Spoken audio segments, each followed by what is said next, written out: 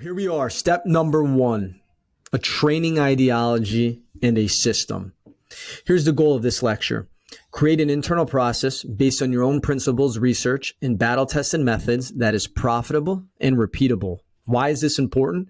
Well, you must have a training system that aligns with your business. And that's something that we're going to talk about. So part one, the 4 problems with most training systems. And problem number 1, your training model doesn't get results. You're just not that good yet, right? You don't have the necessary reps. You may be only a year in, 2 years in, 3 years in.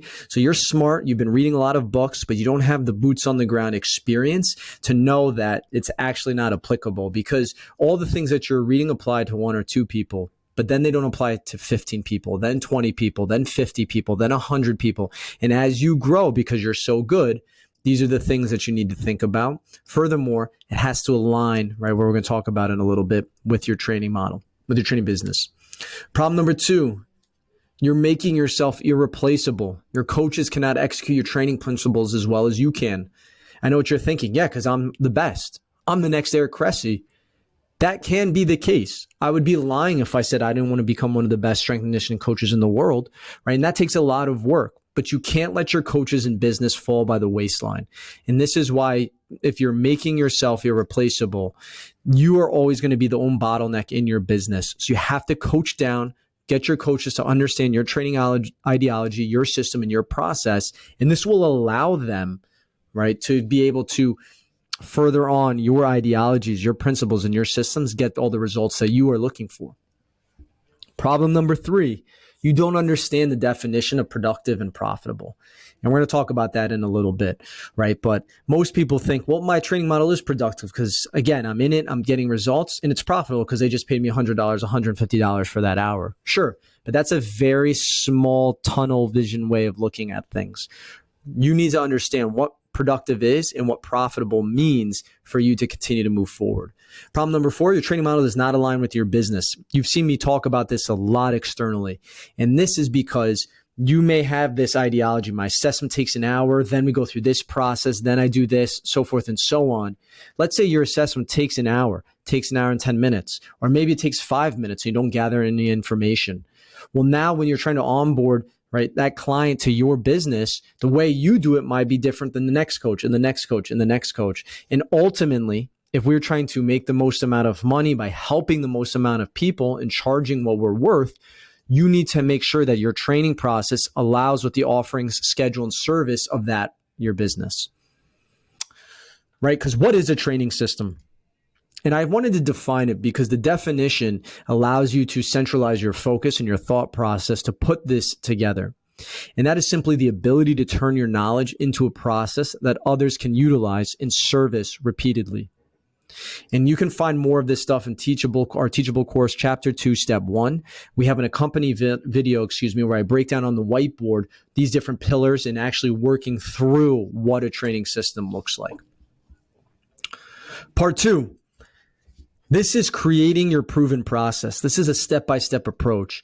This is the weeds, right? This is the nitty-gritty of, does this align actually with my business? But this is more so based upon your boots on the ground experience and application and how you collect the data to show that this stuff actually works.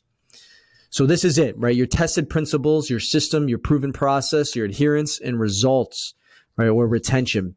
So there's 5 steps to creating your proven process. Number 1, right? Your tested principles, meaning everything that I'm doing, I've kept tabs on, I have data. It shows that when you train with me for this amount of time, you actually get better. And you have to have quantifiable metrics for that.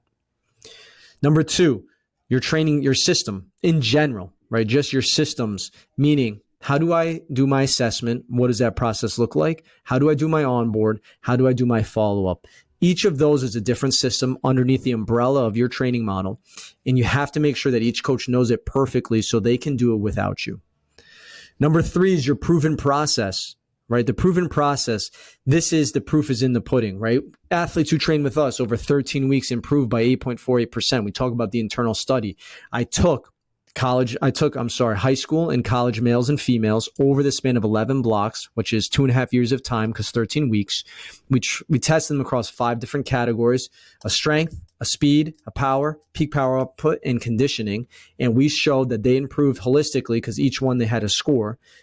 Added them up, divided by 5 over the span of that 13 weeks, that number came out to 8.48%. And so I know that our process works, and we're going to break it down for you here today. Last is adherence. Second to last, adherence. Is the food you're serving good? Is it great? Do people want to come back for more, right? Do they keep coming back? Do they enjoy your process? That has little to do with the actual applicability of the training principles that you're administering. That is more so about the culture and the community that you're creating, right? The tonality that you speak with, the accountability, the follow-up. Do you look people in the eyes? Do you hold them accountable? Do you make sure that nobody doesn't do anything outside of the boundaries that you set forth? Meaning, how do their quality of control of exercises, how they behave while they're in a training session? Do you let them flow a little bit? The music that you're creating, all of that is a show that you're putting on that allows individuals to want to come back for more, so they're adhering to your program. Lastly is retention. Retention is a byproduct of two things: your proven process and adherence, because we know that the longer you train over an extended period of time, the results are going to be better. That's a fact. And so the longer that we can do that, the more controllable inputs that we have from a psychological standpoint, the better that your programming is going to be and the better results that you're going to experience. So here they are, right? What are the pillars of a great training system? Pillar 1, we said it, defining the process. This is your training ideology and your proven process. We have a ton of these in our teachable lectures. This is pillar 2, defining the program, right? How do you program over the course of a block, a year, 2 years, 3 years? Pillar 3, defining your coaching and your delivery. So what does a great coaching session look like? Do you have that process mapped out? We have an example for you as well in our resources section. Pillar 4, the athlete life cycle.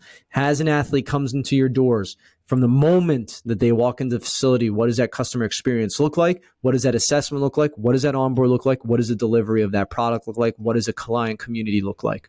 Right? Just like I said here. Pillar 5, organizational and logistics. How do things get done? So what is your play sheet? We created a coach's play sheet that is also in the resources section that clearly defines this is how each of these processes get done. This is how it becomes turnkey. So whether if I'm not in the building, if you're not in the building, no matter who the individual is, they can administer just as well. So you can find this in our teachable course, chapter 2, under step 1. So part 3, this is the Varsity House training system. This is what you guys see a lot of me market. This is the videos that you see, the content that we produce, the content that we write. This is it. This is our really our flagship program for Varsity House as regards to athletes. This is called open enrollment. And here's how it works. Open enrollment is 4 13-week blocks, right? In that 13-week block, 52 weeks in the year, right? We don't skip weeks. So you train, right, over the course of 13 weeks. The 13 weeks are broken down as the following. Weeks 1 and 2 is acclimation. This is just where we're providing a great experience, establishing rapport with the athletes as they come into the building, right? Getting them comfortable with the new space, so forth and so on. Week 3, we test. And I know testing, you could say, well, you don't need a test. Training is a continuous assessment, a continuous test. That is correct. But when running a business, right, we take metrics because we want to show the before and after to send back to the parents to say, hey, look, when your kid trains here, he gets better. Or your daughter trains here, she gets better. Weeks 4 through 6. I think it's important to note one of the key pillars of our ideology, as we've talked about before for us, but it doesn't have to be for you, is speed. Right? And we've talked ad nauseum about why speed, we believe, is truly the key to long-term athletic development and health. So this block kind of builds out a 13-week speed program, and the strength and conditioning accompany that. So that's our developmental. That's our acceleration phase. That's building a lot of hypertrophy in the weight room to make sure that they stay the same. This is where we do a lot of our initial acceleration testing, peak power output, so forth and so on. Next, week 7 through 9, intensification. Now we're kind of branching out of that acceleration more into that top speed, right? We're starting to undulate, so it's not purely linear. And then the weight room accompanies that. Weeks 10 and 11, this is where we spend more time on max velocity with still acceleration principles based in, right? We know that acceleration doesn't mean a certain distance. It's when you're done reaching your peak velocity, but we undulate like we talked about. Week 12, we retest. So now we have our report card. We make it look nice. We have a process. I will show you that as well. And then we hand that over to the athletes week 12.